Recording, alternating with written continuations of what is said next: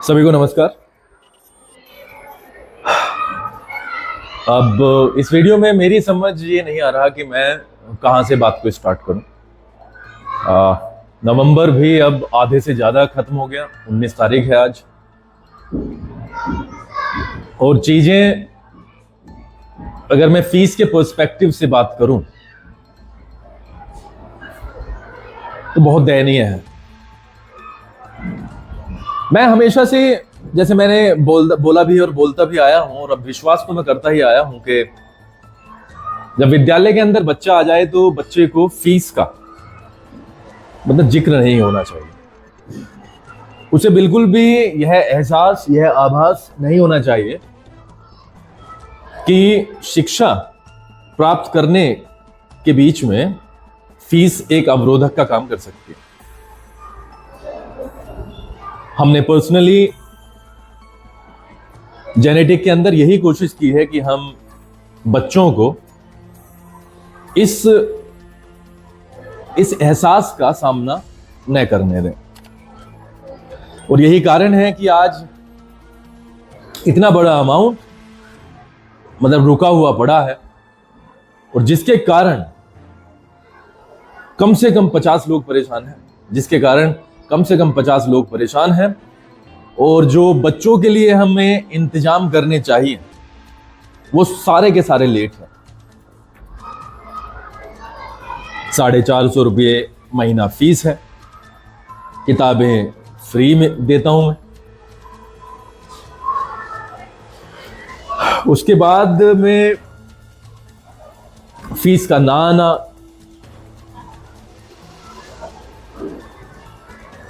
ये एक दयनीय स्थिति है। देखो,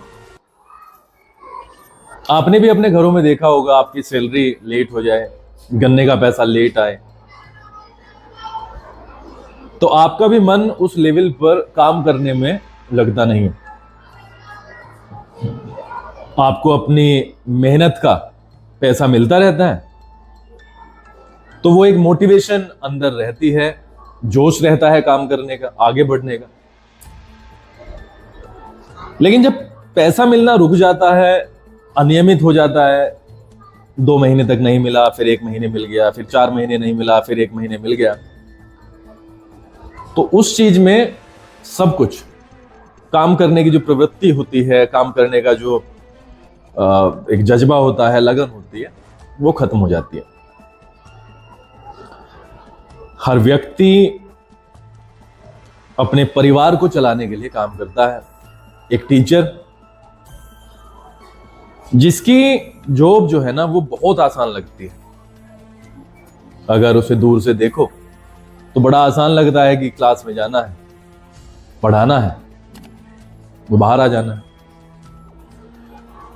लेकिन मैं आपसे ये कहूं कि जो टीचर है और जो पढ़ा रहा है, ईमानदारी से विद्यालय जा रहा है, उसी के मन को पता है कि इस काम में अब इस टाइम वर्तमान में कितनी चीजें हैं। ऊपर से फिर सैलरी को भीख की तरह मांगना उस टीचर को और भी ज्यादा परेशान कर देता है। टीचर का सैलरी मांगने आना और बार बार मांगते रहना, बार बार मांगने के बाद में उसे सैलरी टाइम से ना मिलना,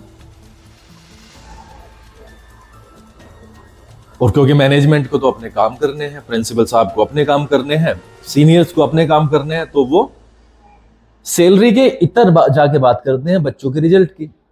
बच्चों के नंबर क्यों नहीं आए, कोर्स पूरा नहीं हुआ, ये काम पेंडिंग है, वो काम पेंडिंग है। तो इसे शोषण न कहें तो और क्या कहें, बताओ। शोषण न कहें तो क्या कहें। एक तरफ जहां पर सैलरी टाइम से मिलनी चाहिए और उसे मिल नहीं रही, और ऊपर से उसके ऊपर प्रेशर है, पूरा का पूरा काम करने का दबाव है, तो इसे एक्सप्लॉइटेशन ही कहते हैं। आपसे 500 मैसेज के थ्रू रिक्वेस्ट कर चुका हूं,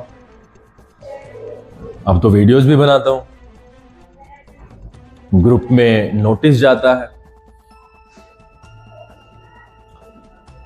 जुलाई में वेट किया, फिर अगस्त सितंबर में गांव का सिस्टम ऐसा चल जाता है कि भाई अभी गन्ने का सीजन नहीं है तो रुको।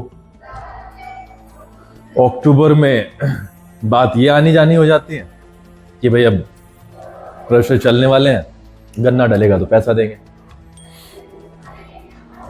और हम भी जब आगे हमें भी पैसा देना है तो हम भी उसी तरीके से विश्वास में बैठ जाते हैं कि भाई अब तो गन्ने का समय है और अब तो मिलेगा ही पैसा।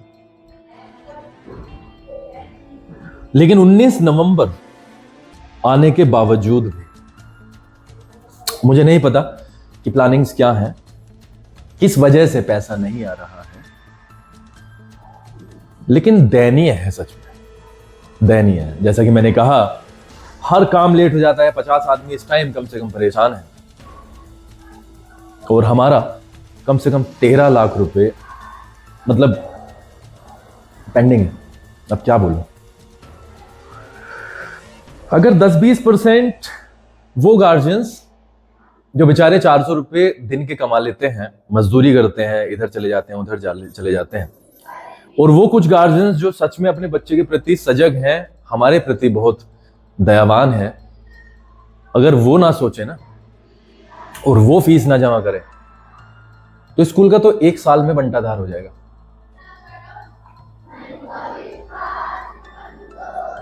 एक क्वेश्चन ये भी आता है कि आप शर्म करते रहो, शर्म करते रहो, शर्म करते रहो, लेकिन फिर अल्टीमेटली ट्रूथ तो ये है कि भाई कब तक, मतलब अगर काम चलता बिना पैसे के तो दुनिया तो ऐसे ही चल जाती।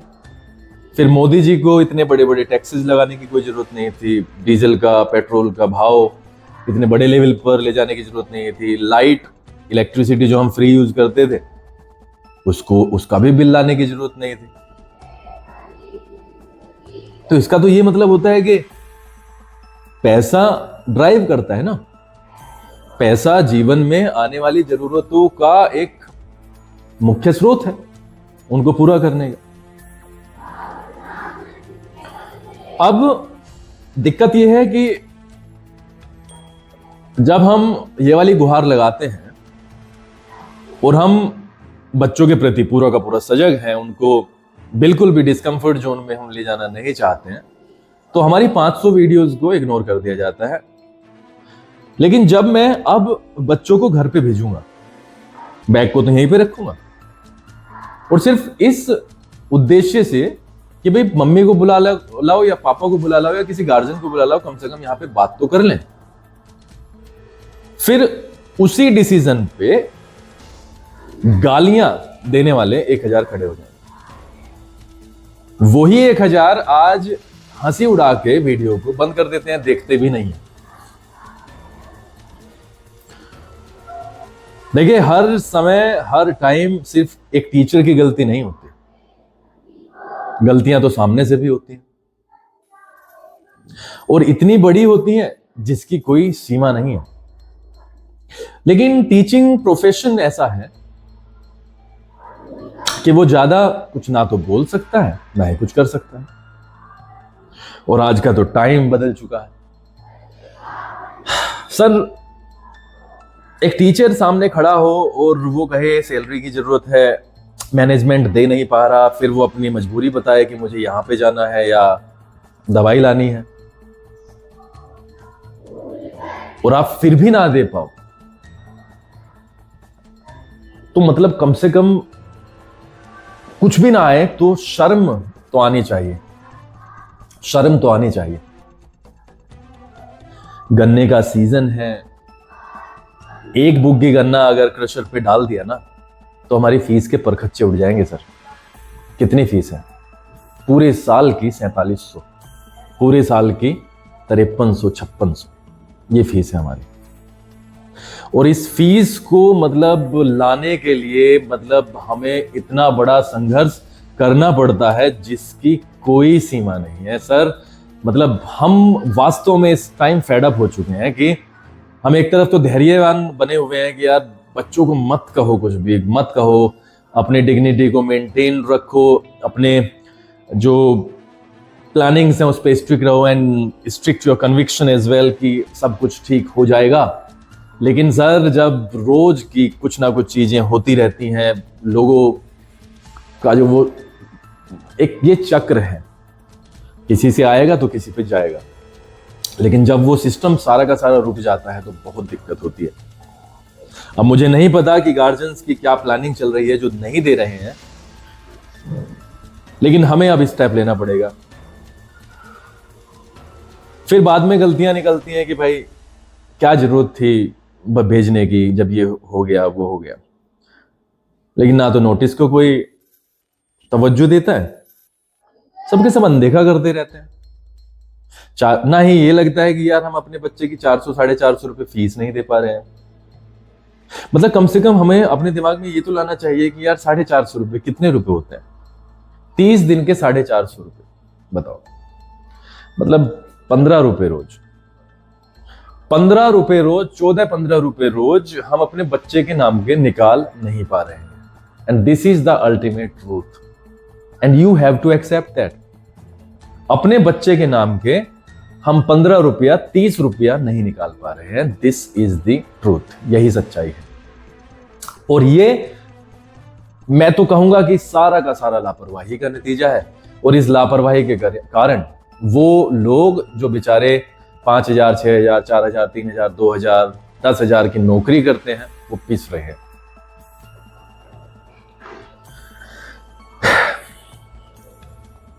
आपके पास फिर से ये वीडियो आ जाएगा और चीजें फिर से वैसी ही शुरू हो जाएंगी, कोई स्टेप नहीं लिया जाएगा। विद्यालय अगर स्टेप लेगा तो फिर दिक्कत है, लेकिन क्या करें, विद्यालय को स्टेप लेना पड़ेगा। अगले साल की बुक्स के लिए पूरी पूरी प्लानिंग करनी है। बुक्स का पैसा पेंडिंग है, ऐसे ही खड़ा हुआ है। जिसका हमने लिया है हमें तो देना ही है, दूसरे आदमी का हमें नहीं पता भाई कि वो क्या करेगा, लेकिन जिसका हमने लिया है उसका तो हम देंगे। हम लेट हो सकते हैं लेकिन देंगे, ब्याज समेत देंगे। लेकिन सामने वाले को भी ये सोचना चाहिए कि यार मेरे बच्चे की 450 रुपए फीस है, मेरा बच्चा कहीं भी पढ़ेगा तो मैं पैसे तो दूंगा ही। फिर जब नोटिस जाते हैं, फोन चले जाता है, तो फिर हमें ही सुनना पड़ता है कि यार मतलब तुम्हें फीस का ही काम है और मेरे बच्चे को घर कैसे भेज दिया और मेरी तो बेइज्जती हो गई है। लेकिन तब बेइज्जती नहीं होती तब जब मतलब सिर्फ 15 रुपए बच्चे के नाम के नहीं निकाले जाते। बीमारी तो भाई टीचर्स के घर में भी हो सकती है, बीमारी तो हमारे घर में भी होंगी, हमें भी तो जरूरत होगी। अब ये सोच के बैठ जाना कि ये तो स्कूल है, बहुत मोटी संस्था है और पैसे को चढ़ाए जाना, ये भी तो अन्याय है। मतलब दूसरे के लिए आपको क्या पता कि कोई मोटी संस्था है या नहीं। सर मैं आप सभी से यही रिक्वेस्ट करता हूं, फिर से हाथ जोड़ के पैर पकड़ के, मतलब हम नहीं चाहते कि इस अननेसेसरी मुद्दे को मतलब बच्चों के लिए एक टेंशन वाली चीज बनाया जाए। हम चाहते हैं कि हम आए सुबह को सिर्फ पढ़ाएं और पढ़ाएं, 1000 बार पढ़ाएं। बच्चा जब तक ना समझे तब तक पढ़ाते रहें, चाहे कुछ भी हो जाए पढ़ाते रहें। लेकिन अगर हमें ये रिकवरी का काम भी हमें मिल गया तो मानसिक प्रताड़ना हो जाती है सर। आप तो क्या है कि फोन काट देते हो, लेकिन सोचते हम रहते हैं कि गांव समाज में अगर इस तरीके से रिलेशंस चलेंगे तो फिर कैसे होगा। हमारा काम पढ़ाने का है, आप दूसरे एंड से फीस जमा कर दें, दैट्स इट। जो शिकायतें हैं आपकी आप टेबल पर आकर के यहाँ पे रख दें, हम उनके ऊपर विचार करेंगे और उनको खत्म करने की कोशिश करेंगे अपनी पूरी की पूरी मेहनत से। लेकिन जब पढ़ाने के साथ साथ ये बैंक वालों की तरह, रिकवरी एजेंट की तरह हमें फोन करने पड़ते हैं और बार बार फोन करने पड़ते हैं, दुख का विषय तो ये है सर। बहुत दिक्कतें हैं। अब मैं कल से लग जाऊंगा भाई, मुझे तो वापस भेजने पड़ेंगे। आज एक नोटिस जाएगा अमाउंट लिख के, और उसके बाद में अगर स्थिति नहीं बनती है तो फिर वो करेंगे जो विद्यालय के हित में होगा, क्योंकि विद्यालय को बिल्कुल दृढ़ता के साथ में चलाने का संकल्प लिया है, बच्चों को पढ़ाने का संकल्प लिया है, कुछ कर दिखाने का संकल्प लिया है, तो इस मानसिक प्रताड़ना के साथ तो नहीं हो सकता। इसलिए वो व्यक्ति जो सच में स्कूल का साथ नहीं देते हैं, और बात पैसों की नहीं है, बात है अंडरस्टैंडिंग की। अगर वो यहां तक नहीं आ सकते और ये नहीं कह सकते कि भैया अभी 10 दिन का समय लगेगा, तो फिर विद्यालय को भी शायद उनकी जरूरत नहीं है। अगर आप अपने बच्चे के लिए समय नहीं निकाल सकते, विद्यालय के लिए समय नहीं निकाल सकते 10 मिनट का, और आप पैसों की छोड़ दीजिएगा, अगर आपके पास में 10 मिनट का समय ये कहने के लिए नहीं है विद्यालय में आकर के कि भैया आज 19 तारीख है, हम अपने जो पैसे हैं 25 को दे देंगे, 26 को दे देंगे, 27 को दे देंगे, 28 को दे देंगे, अगले महीने देंगे, 2 महीने बाद देंगे, तो फिर कोई लाभ नहीं है सर, फिर कोई लाभ नहीं है। मैंने हमेशा कोशिश की है कि मैं बहुत पोलाइट रहूं फीस के मुद्दे पर, लेकिन मेरा ये पोलाइटनेस ही और मेरी ये सोच ही शायद मुझे बैकफायर कर रही है और चीजें इस तरीके से हो रही हैं। मुझे नहीं पता कि आगे क्या होने वाला है, but hard steps are going to be taken,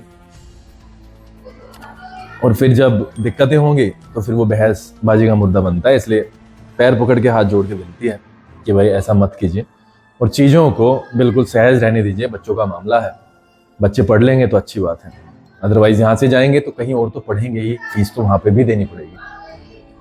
ठीक है जी, तो हमारा काम है पढ़ाने का, बहुत सहजता के साथ में पढ़ाने का, आपका काम है बच्चों का ध्यान रखने का, फीस जमा करने का। बस अपनी अपनी जॉब्स पे लगे रहिएगा, बस यही था। स्टेप्स लेने से पहले सर प्लीज़ स्कूल में कांटेक्ट करें और अपने फीस का मुद्दा सुलझाएं। बहुत बहुत नमस्कार, आपका जीवन मंगल में हो, आप हमेशा उन्नति करें।